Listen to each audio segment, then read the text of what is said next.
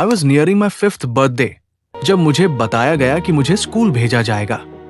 मुझे नहीं पता कि ऐसी सिचुएशन में दूसरे बच्चों ने कैसा महसूस किया होगा, लेकिन मैं बेहद खुश था। अपने बड़े भाई बहनों को रोज स्कूल जाते देखना और केवल इसलिए घर पर पीछे रह जाना कि क्योंकि तुम अभी इतने बड़े नहीं हुए हो, is a galling experience at least. So I had felt वो दिन मेरे लिए बहुत विशेष होने वाला था। आखिरकार मैं भी उन समझदार और सम्मानित बड़े लोगों में शामिल होने जा रहा था जो छुट्टियों को छोड़कर घर पर नहीं रहते थे। हमें लगभग सुबह 10 बजे निकलना था क्योंकि क्लासेस ठीक 10 बजे शुरू होती थी।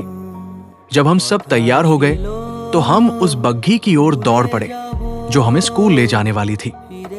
तभी जैसे दुर्भाग्य को यही मंजूर था, मैं फिसल कर गिर पड़ा। मुझे चोट लग गई और I was ordered to bed. The rumbling of the carriage wheels grew fainter in the distance. The lucky ones had gone, but there I lay with darkness staring me in the face, and my fond hopes dashed to the ground. हमारा school एक missionary school था जो mainly European और Anglo Indian के लिए था, जबकि भारतीयों के लिए सीमित संख्या में सीटें थी। वहां हम अंग्रेजी भाषा कहीं और की अपेक्षा जल्दी और बेहतर सीख सकते थे और अंग्रेजी का ज्ञान बहुत वैल्यूएबल माना जाता था। Our teachers were Anglo-Indians with the exception of the headmaster and headmistress who had come out from England.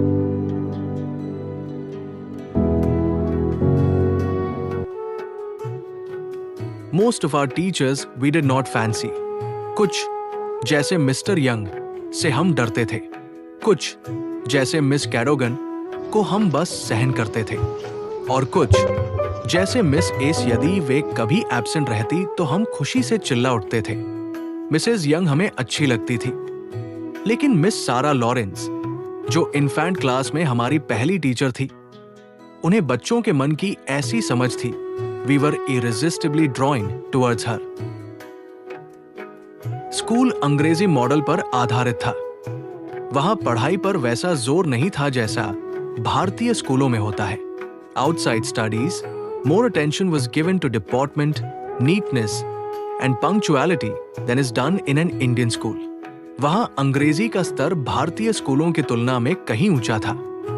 Bible को अत्यधिक महत्व दिया जाता था और उसे पढ़ाने की पद्धति उतनी ही अवैज्ञानिक थी जितनी कि अरुचिकर।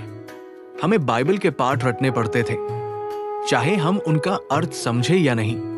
इसमें कोई संदेह नहीं था कि करिकुलम इस प्रकार बनाया गया था कि हमारी मानसिकता को अंग्रेजों जैसा बनाया जा सके। हमने ग्रेट ब्रिटेन के ज्योग्राफी और हिस्ट्री के बारे में बहुत कुछ सीखा, लेकिन भारत के बारे में बहुत कम। और जब हमें इंडियन नेम्स बोलते थे तो हम उन्हें ऐसे बोलते थे मानो हम विदेशी हों। The readers contained stories and anecdotes from English history or fairy tales, and there was not a word in them of Indian origin. हम दो अलग अलग दुनियाओं में जी रहे थे, और जैसे जैसे हमारी समझ विकसित होने लगी, हमें धीरे धीरे एहसास हुआ कि ये दोनों दुनिया एक जैसी नहीं थी। एक ओर फैमिली एंड सोसाइटी थी, दूसरी ओर स्कूल। ऐसी छोटी छोटी घटनाओं ने हमारी आंखें खोलनी शुरू कर दी कि भारतीय होने के नाते हम उसी ऑर्गेनाइजेशन में होते हुए भी अलग थे। कभी कभी अंग्रेज और भारतीय लड़कों के बीच झगड़े भी हो जाते थे, और जिनमें सहानुभूति नस्लीय आधार पर बंट जाती थी। मुझे ये भी याद है कि हम भारतीय लड़के आपस में बातचीत करते हुए कभी कभी कहते थे कि हम बाइबल से ऊब चुके हैं और दुनिया की किसी भी चीज के लिए अपना धर्म कभी नहीं बदलेंगे। It would be wrong to infer from the above that I was in revolt against my school environment when in January 1909, I shook hands with our headmaster and said goodbye to the school, the teachers and the students. I did so without any regret, without a momentary pang.